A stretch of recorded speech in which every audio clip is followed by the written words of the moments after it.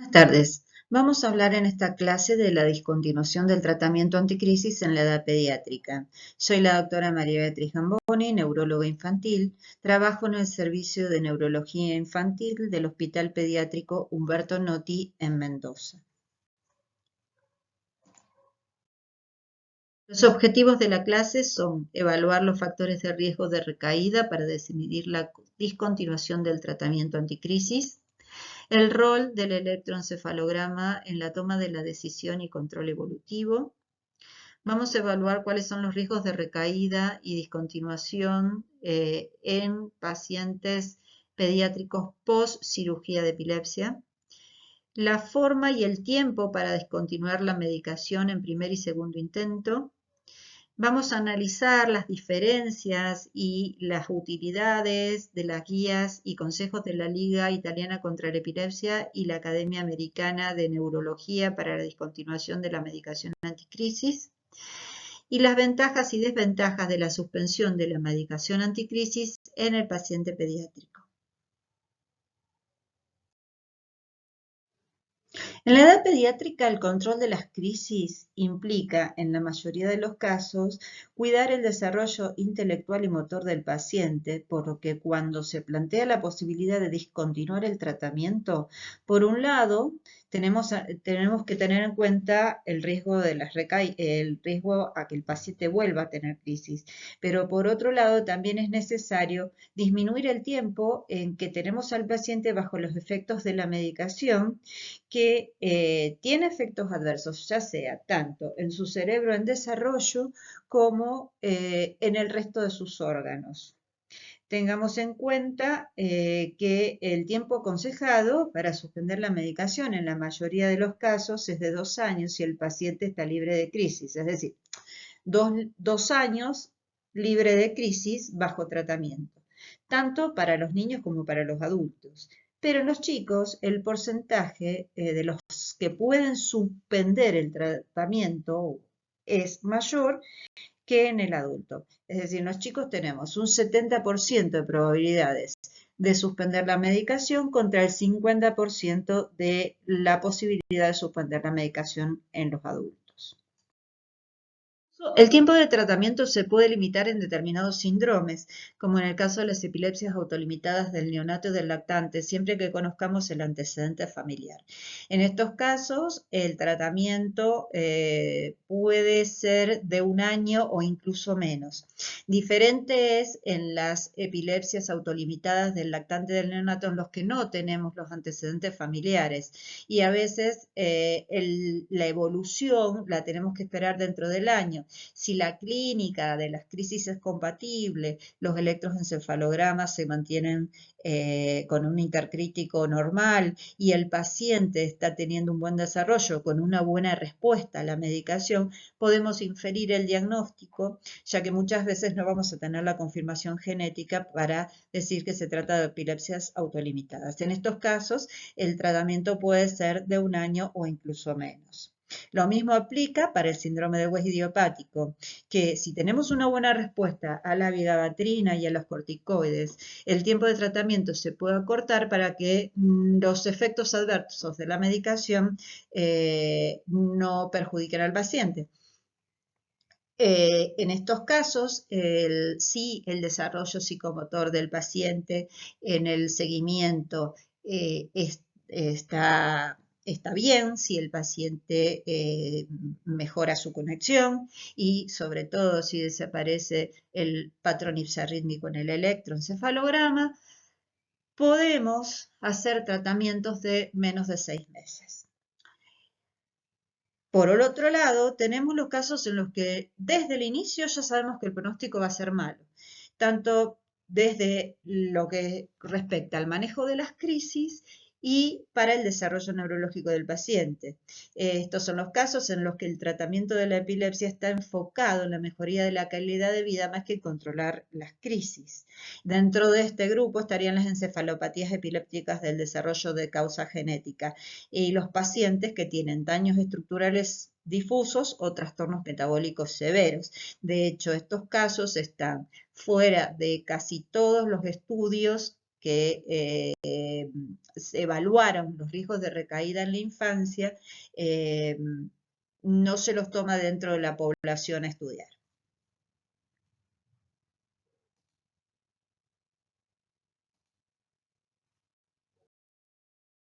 Al plantear la suspensión del tratamiento, entonces es necesario tener en cuenta todas las variables que llevaron al diagnóstico y al tratamiento de esa epilepsia en ese paciente en particular. La epilepsia es una enfermedad heterogénea en su forma de presentación, en sus causas y en la evolución. Por lo tanto, es necesario evaluar el riesgo de recaída en cada paciente en particular. ¿Cuáles son los factores de riesgo para las recaídas? En cuanto al sexo, si bien hay muchos estudios que señalan que hay un leve predominio para el sexo femenino, la diferencia no fue estadísticamente significativa en ninguno de los trabajos que se hicieron al respecto. En cuanto a la edad de inicio, las epilepsias autolimitadas en el primer año de vida y en la infancia, junto con las epilepsias idiopáticas generalizadas, como las epilepsias de ausencia, presentan menos del 20% de riesgo de recaída. Mientras que esas mismas epilepsias generalizadas, la epilepsia generalizada idiopática y la epilepsia generalizada de ausencia, de inicio en la adolescencia, y la epilepsia mioclónica juvenil, tienen un 70% de probabilidad de recaída. Por lo tanto, podemos decir que si comparamos a la infancia con la adolescencia, las epilepsias que inician en la adolescencia tienen mayor riesgo de recaída. Respecto a la etiología, los pacientes con etiología remota o sintomática tienen un riesgo del 41%, comparados con el 17% de las criptogenéticas o idiopáticas, es lo que venimos diciendo desde antes. Las epilepsias por daño cerebral, estructural, por ejemplo, las causadas por infecciones, el riesgo de la recaída va a depender de la extensión del daño estructural.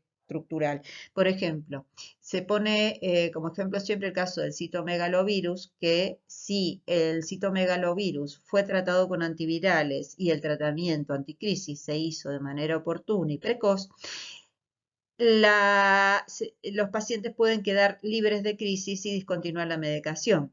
Y en los casos, por ejemplo, de la neurocisticercosis, que el daño se produce por las calcificaciones cerebrales, que a veces son múltiples, es más difícil que el paciente pueda quedar libre de crisis. Con respecto a la etiología tumoral, la progresión del tumor está estrechamente relacionada con la falta de control de crisis, es decir, que la probabilidad de recaída va a estar relacionada con la progresión del tumor.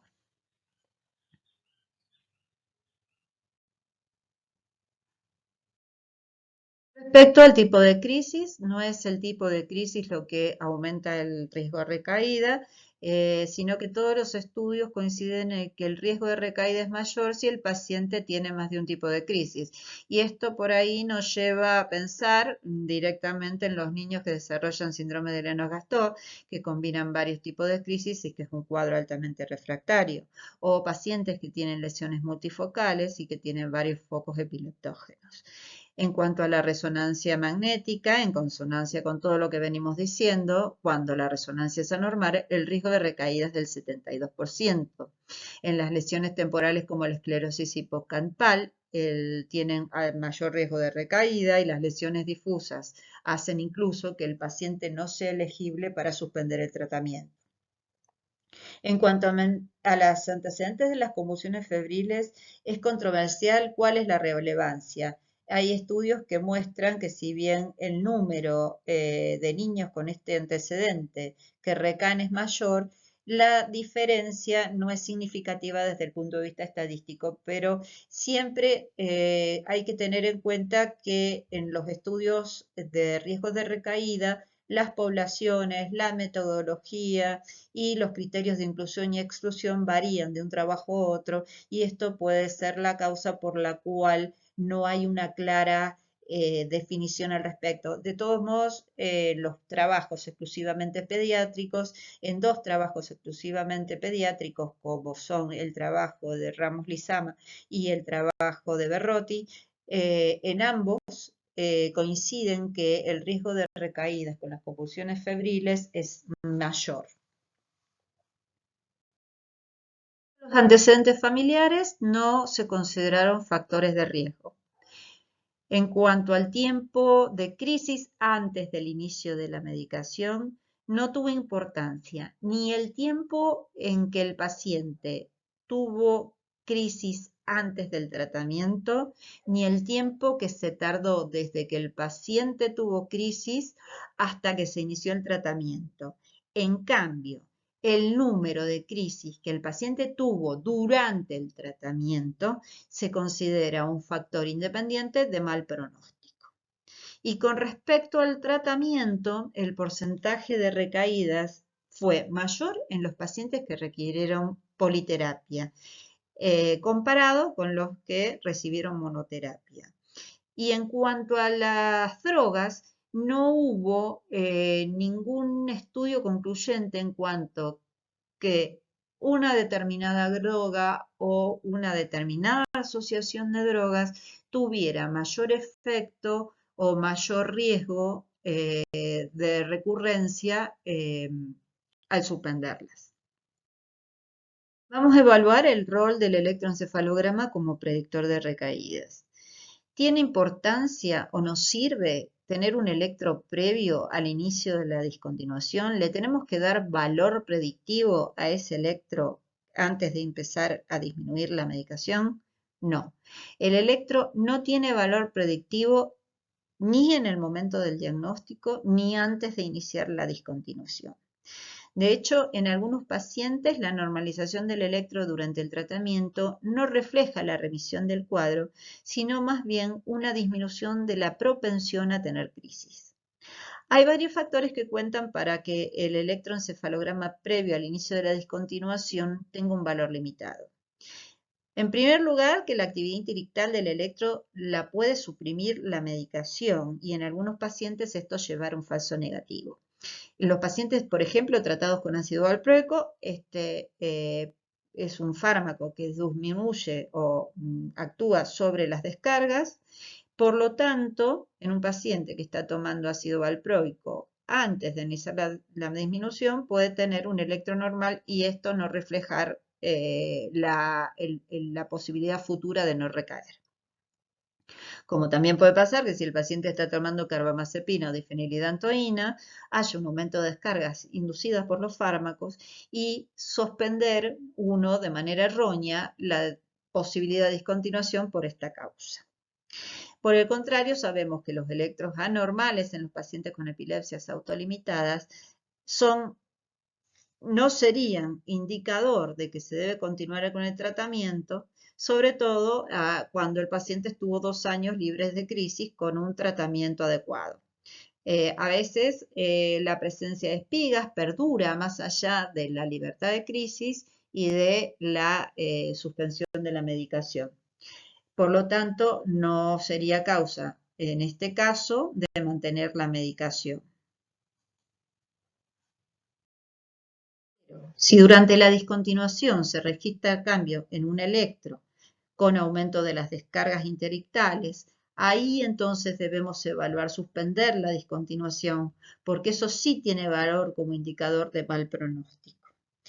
En cuanto al seguimiento o cómo hacer el seguimiento a través del electroencefalograma, no hay esquemas establecidos, pero se aconseja que el control con el electroencefalograma continúe hasta 1 año después de la discontinuación, incluso si el paciente está libre de crisis.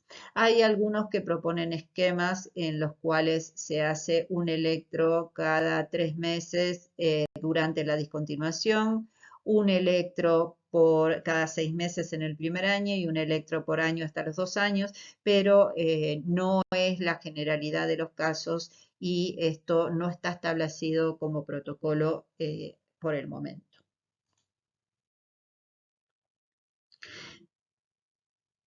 Vamos a hablar ahora del riesgo de recaída post-cirugía de epilepsia. Los factores de riesgo postoperatorio son la resección incompleta de la lesión, si el paciente tiene anormalidades multifocales en la resonancia magnética, si se trata de una segunda cirugía y si el paciente antes de la cirugía tuvo descargas generalizadas en el electro. En los niños, de todos modos, las tasas de recaída son menores que en los adultos y la recuperación suele ser más rápida después de retomar la terapia. En cuanto al tiempo en el que se empezó la discontinuación, si el paciente estaba con monoterapia, el retiro se iniciaba a los 3 meses y se completaba en 6, y si el paciente estaba con politerapia, se inició el retiro a los 6 meses post cirugía, tardándose 12 meses en total en completar la suspensión.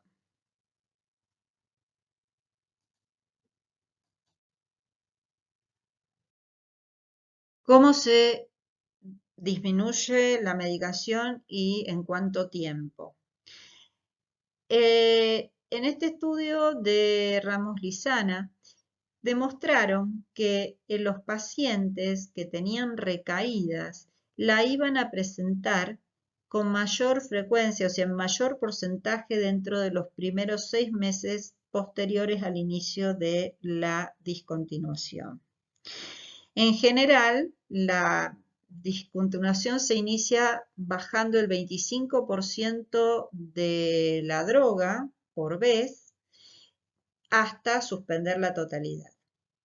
En el caso de la politerapia, se suspende de una droga por vez, de 25 en 25, empezando siempre por la que pareciera tener mejor efecto en el control de las crisis, y recién suspendida la primera droga, se continúa con la segunda. Y si tiene una tercera, una vez que suspendemos la segunda, empezamos la discontinuación de la tercera.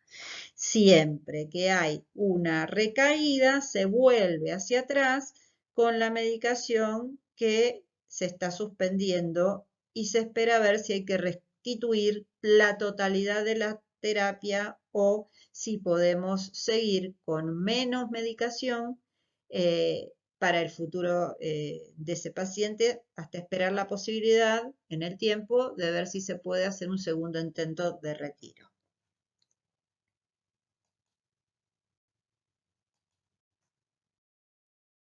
Y con respecto al tiempo en que uno debe hacer el retiro de la droga, a pesar de que hay varias revisiones sobre el tema, en esto no hay acuerdo y todavía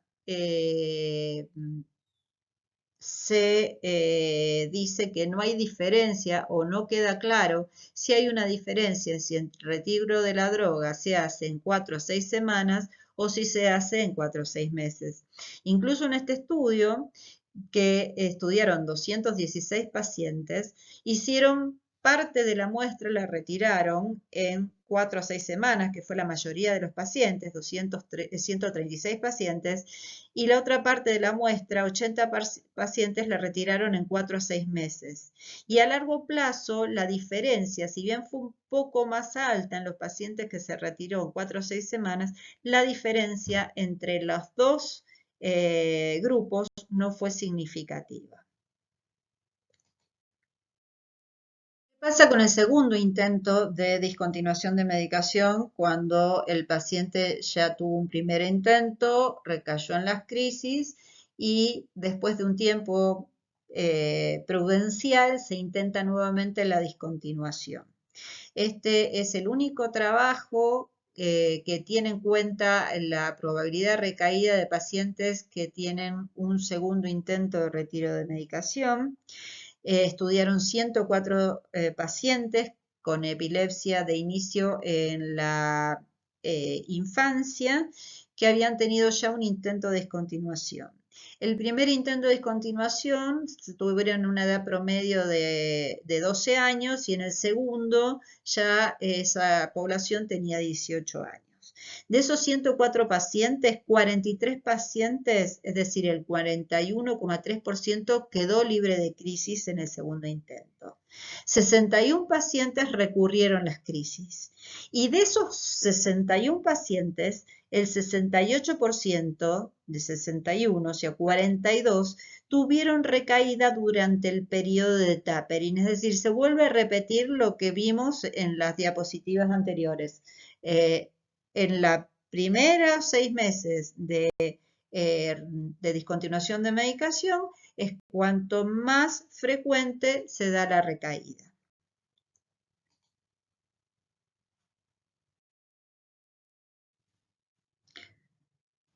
Estos pacientes que recayeron en el periodo de disminución recuperaron el estado anterior con la restitución de la medicación y solamente una minoría de los pacientes requirió utilizar un mayor dosaje de drogas. En cuanto a los factores de riesgo para esta segunda recaída fueron la etiología de la epilepsia, un corto tiempo entre el primer y segundo intento y haber recaído en la disminución de la medicación durante el primer intento. Por lo tanto, se aconseja prolongar el periodo de remisión de crisis a más de 2 años para el segundo intento y aumentar el tiempo de disminución progresiva de la medicación. Las guías para la discontinuación de la medicación son muy escasas y generalmente mezclan las dos poblaciones, la pediátrica y la población de adultos. Las más conocidas son estas dos guías, una es de 2013 y es de la Liga Italiana contra la Epilepsia y la otra es del 2021 y es de la Asociación Americana de Neurología. Vamos a analizar qué es lo que dicen estas guías y la diferencia que hay entre una y otra, que vamos a ver que tampoco es muy diferente a lo largo del tiempo, ¿sí? Teniendo en cuenta que una es del 2013 y la otra es del 2021. Las dos guías coinciden que el periodo libre de crisis para iniciar el descenso de los medicamentos anticrisis es de 2 años. La Liga Italiana dice que los factores de riesgo de recurrencia de crisis según es la etiología, por ejemplo, da como ejemplo las epilepsias autolimitadas que tienen buen pronóstico, dice que las crisis parciales por sí mismas no son un factor de mal pronóstico en ausencia de otros factores relevantes como el electro normal o el tener una etiología documentada, en eso es lo que venimos o ya comentamos en los factores de riesgo.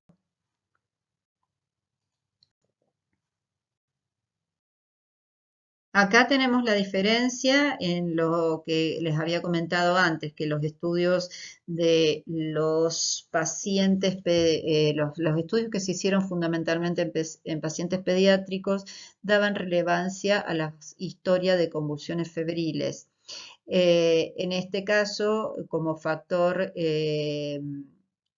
independiente no es un factor de riesgo. El sexo, la historia familiar de epilepsia, la duración y la severidad de la enfermedad, así como el número de medicaciones utilizadas para el control, no se tienen que considerar como factores independientes para desaconsejar la suspensión de las MAC. La Academia Americana dice que el médico debe conocer la historia natural del síndrome electroclínico específico cuando se decide comenzar el descenso de la medicación. La Liga contra la Epilepsia Italiana dice que se debe sostener el tratamiento incluso si el paciente está libre de crisis en los síndromes epilépticos sintomáticos o criptogenéticos y las epilepsias mioclónicas juveniles. Sin embargo, aclara que el paciente debe saber que las crisis pueden no recurrir y la suspensión del tratamiento no debe ser negada si es requerida. Es decir, al paciente hay que informarle y no podemos, o sea, no le saca el poder al médico de decidir si sigue con la medicación el paciente y le delega al paciente la responsabilidad de decidir suspender el tratamiento. Si bien sabemos que las epilepsias mioclónicas juveniles tienen un 70% de recaída, hay un 30% que no recae. Entonces, no, obviamente no sabemos qué paciente va a estar en ese 30%. Entonces, si el paciente decide suspender la medicación, uno debe acompañar por esa razón, por no poder asegurar de que no vaya a existir recaída. Acá también tenemos diferencias con respecto a el electroencefalograma. La Liga Italiana dice que si el paciente tiene un electro anormal con o sin actividad epileptiforme, actividad de base lenta, hipovoltaje, al momento de ser descendida la medicación, el paciente debe ser informado del riesgo de recaída, pero no tiene que ser desalentado de suspender la medicación si el único factor alterado es el electroencefalograma. La Academia Americana de Neurología en el 2021 dice que en los niños que están libres de crisis por 24 meses hay que solicitar un electro antes de iniciar el descenso. La actividad epileptiforme interectal en el electro posiblemente aumentó el riesgo de recurrencia de crisis en niños y no hay suficiente evidencia para sugerir el tipo y duración del electro que se debe solicitar para predecir el riesgo de recurrencia. Acá difiere con lo que habíamos hablado anteriormente, pero si no está mal de todos modos saber de dónde partimos con un electro previo, pero eso de ahí en más no decidir suspender la medicación no tiene en cuenta las excepciones que hemos tenido que hablamos anteriormente. Con respecto a que los pacientes con crisis de etiología documentada que incluyen retraso mental, lesiones perinatales, deben ser informados del riesgo de recaída, pero no deben desalentar la suspensión si es el único factor predictivo negativo. Para la Academia Americana de Neurología no está ni a favor ni en contra y dice que no hay suficiente evidencia como para sostener esto. Y en la Liga Italiana contra la Epilepsia no hay recomendaciones sobre el riesgo del estado de mala y de SUDEP. En cambio, la Academia Americana de Neurología dice que hay que advertir que las crisis recurrentes pueden poner en riesgo a los niños de estado de mal o muerte, aunque no hay suficientes datos que indiquen un riesgo aumentado en pacientes que suspenden la medicación. Con respecto a la velocidad de descenso de la medicación, se aconseja en la Liga Italiana una disminución lenta y la duración del periodo del tapering debe ser ajustada a las necesidades y preferencias del paciente. En este caso no se juega a favor ni de la suspensión rápida y lenta, dice que el tapering debe ser lento y según cómo el paciente lo quiera realizar. Y la Academia Americana de Neurología dice que el descenso no debe ser más del 25% cada 10 a 14 días. Hay un leve aumento de riesgo de no volver a tener el mismo control de crisis con la misma medicación si hay una recurrencia de crisis durante el descenso de las drogas o después del retiro de la medicación. Y con respecto al tiempo de seguimiento después de la discontinuación, no debe ser menor de 2 años y la Academia Americana de Neurología no da ninguna recomendación al respecto.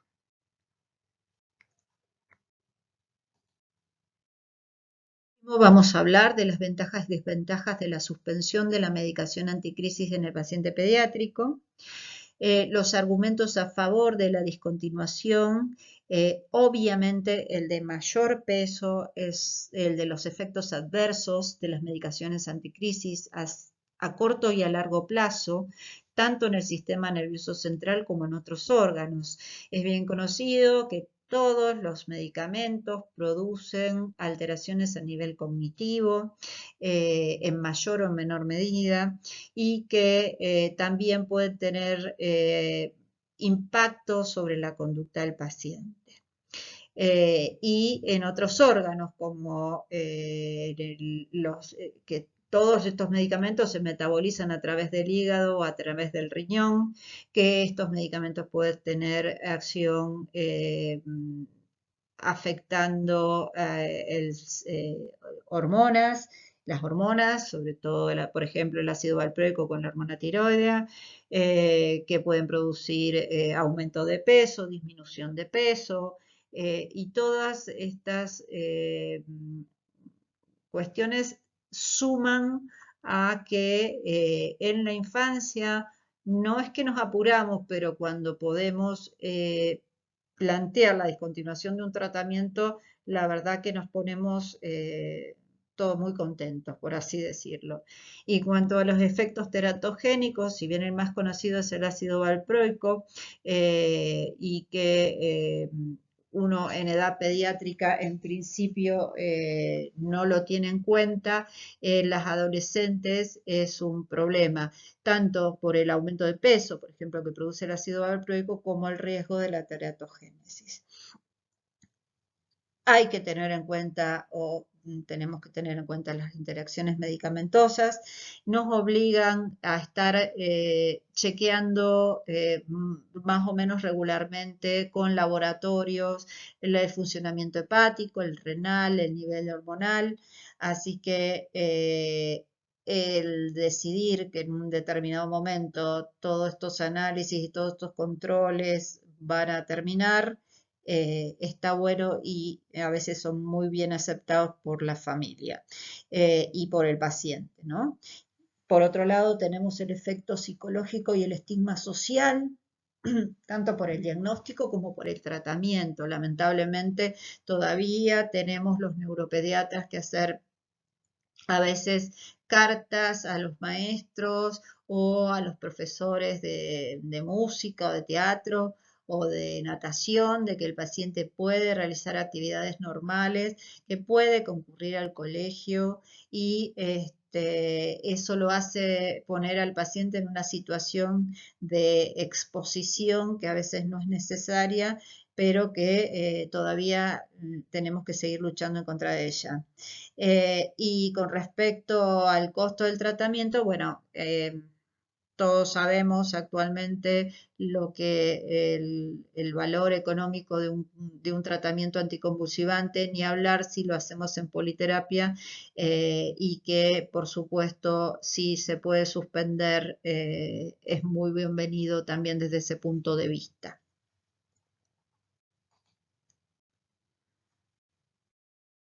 Y en contra de la discontinuación, es real que últimamente estamos contando con medicamentos que son más efectivos, que tienen menos efectos adversos, son mejor tolerados y que tienen menor número de tomas.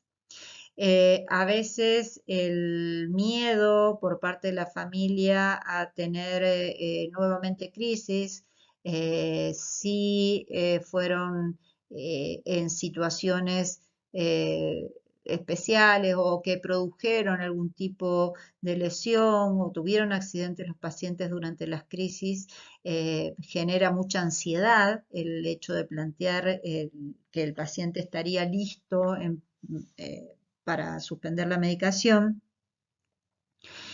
Por otro lado, a veces tenemos también que negociar el momento de que vamos a suspender la medicación, porque los pacientes temen perder la independencia. Que si bien en infancia el tema de la licencia de conducir o el perder el trabajo no es un problema, porque no es como en el adulto, que el riesgo es ese.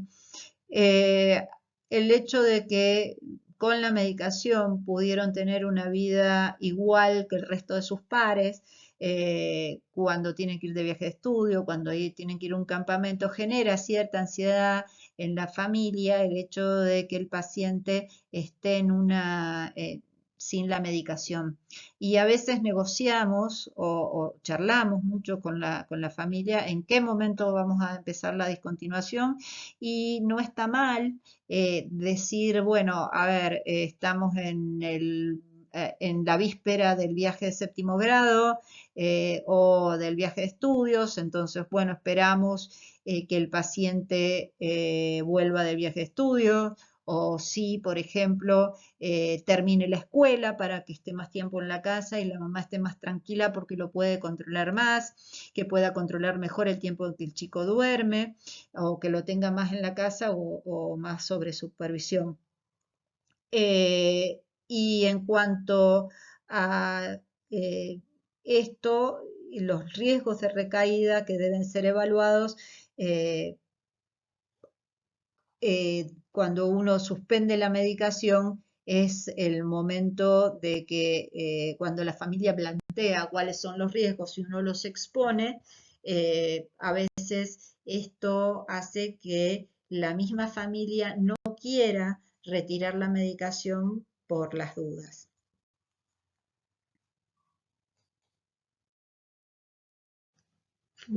Como conclusión, podemos decir que los pacientes en los que el tratamiento anticrisis ha sido exitoso, la decisión de suspender las medicaciones debe ser cuidadosamente discutida y planeada en base a la evaluación de varios factores. El riesgo de recaídas fue objeto de múltiples estudios, pero la heterogeneidad de la epilepsia como enfermedad hace que haya que tener en cuenta muchas variables. Los estudios tienen diferentes metodologías, diferentes poblaciones, diferentes criterios de oclusión e inclusión, diferentes edades. Entonces, cuando uno va a evaluar cuál es la tasa de recaída en general, tenemos valores dispares, tanto como de 16 al 60% de probabilidad de recaídas. Sin embargo, sabemos que la tasa de recaída en el paciente pediátrico es menor que la del adulto. La respuesta al tratamiento quirúrgico es mejor que la del adulto. Por lo tanto, el descenso de la medicación puede iniciarse antes y efectuarse con mayor velocidad en el paciente que sufre una cirugía y que además sabemos que hay pacientes que por el diagnóstico del síndrome epiléptico tienen posibilidad de hacer tratamiento todavía en periodos menores de 2 años. Recurrencia de crisis, las crisis que se inician en la adolescencia, las lesiones estructurales, la presencia de retardo mental o un examen neurológico normal, si el paciente tiene una alteración en el electroencefalograma durante la discontinuación y que no hay diferencia en los resultados a largo plazo con respecto a la duración del tapering, es decir, no, hasta el día de hoy no tenemos seguridad de que el tapering largo o el tapering corto tengan diferencia en cuanto al pronóstico.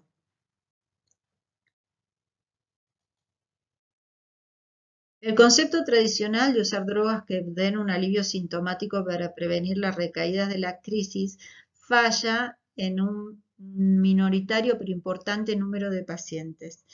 Los pacientes que están sin crisis, ¿están realmente curados o simplemente están liberados de crisis porque están tomando el medicamento?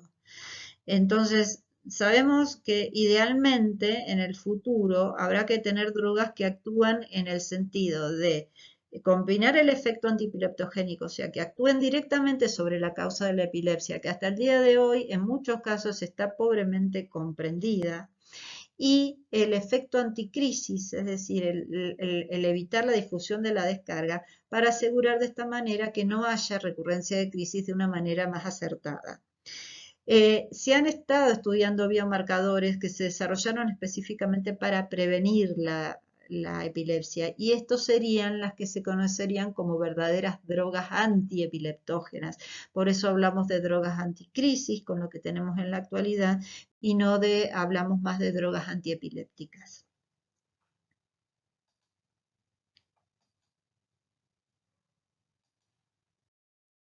Tanto y como mensaje de esta presentación, quisiera que nos quede este concepto de que así como el tratamiento lo elegimos de manera individual, la suspensión del tratamiento lo vamos a hacer con el mismo criterio, siendo tan importante la decisión de suspender el tratamiento como en su momento fue la elección del fármaco cuando lo iniciamos.